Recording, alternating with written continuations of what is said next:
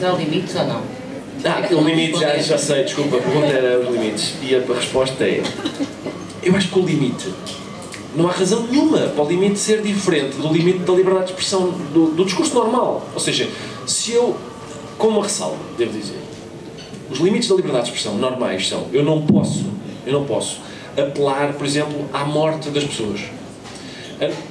Digamos que mesmo aí há uma ponderação. Todas as pessoas aqui que têm filhos já disseram, pelo menos uma vez na vida, ou tu vais tomar banho agora, ou eu vou-te matar.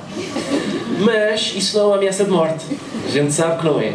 Ninguém vai fazer isso. Portanto, se uma ameaça de morte for, para se qualificar como ameaça de morte, tem de ser credível, o perigo tem de estar iminente, ser óbvio que aquilo é bom.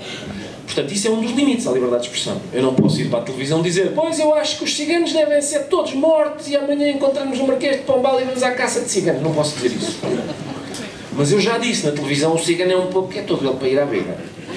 Eu já disse isso. Porquê é que eu posso? Porque eu não estou de facto a dizer isso. Eu estou a dizer uma coisa diferente. Eu estou a satirizar os idiotas que dizem isso. Que acham que há grupos que devem ser exterminados. E, portanto, se nós... É com esta conversa que eu me safo em tribunal sempre. Portanto, se nós tivermos em conta que o discurso humorístico tem características como a ironia, às vezes estamos a ter uma coisa que é o contrário do que estamos a dizer, ou o exagero, ou o pastiche, por exemplo, ou seja, ou imitar o discurso de um menino, de uma besta. Eu acho que não há razão nenhuma para que os limites sejam diferentes dos da liberdade de expressão. Nenhuma. O discurso humorístico não é nada mais, nem a menos, dos outros. Só para terminar, eu gosto de contar sempre esta história. Houve uma altura da minha vida, eu faço um programa chamado Governo Sombra, com o João Miguel Tavares, o Pedro Mexia e o Carlos Vaz Marques.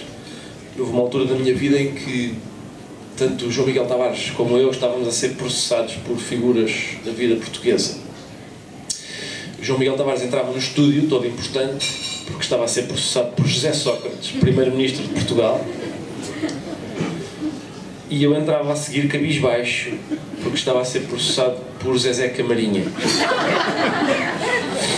Eu tinha lido um livro de Zezé Camarinha, coisa que não recomendo a ninguém, e tinha feito uma espécie de recensão crítica. E escrevi um texto na Visão chamado A Apologia da Homossexualidade em Zezé Camarinha.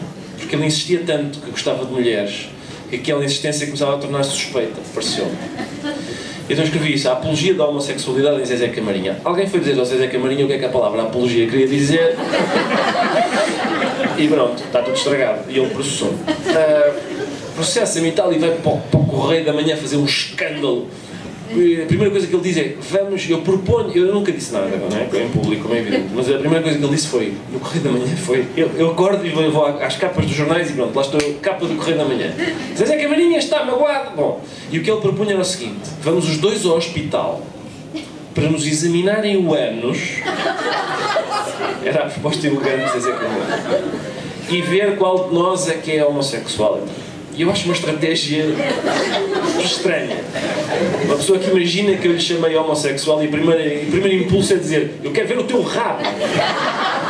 Enfim, não parece que faça muito sentido, mas fui a tribunal, como é evidente, lá fui eu, a tribunal, e eu tinha lá, havia frases no meu texto que diziam do género: Zezé Camarinha é um autor difícil de definir, na medida em que não é possível dizer se ele já é ou não um homo sapiens sapiens e tal, é uma coisa deste tipo. E a juíza, ninguém quer condenar ninguém por delito de liberdade de expressão.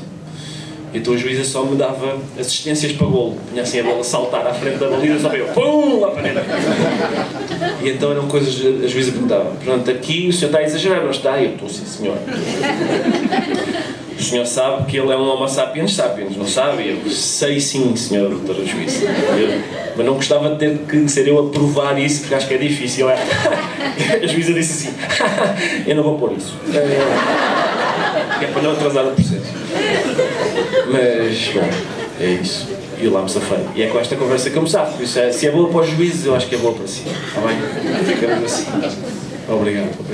Pronto, e agora então passamos a essa cerimónia em que convivemos um pouco mais intimamente e eu assino os livros de quem quiser levá-los para casa. Muito obrigado. Obrigado a todos.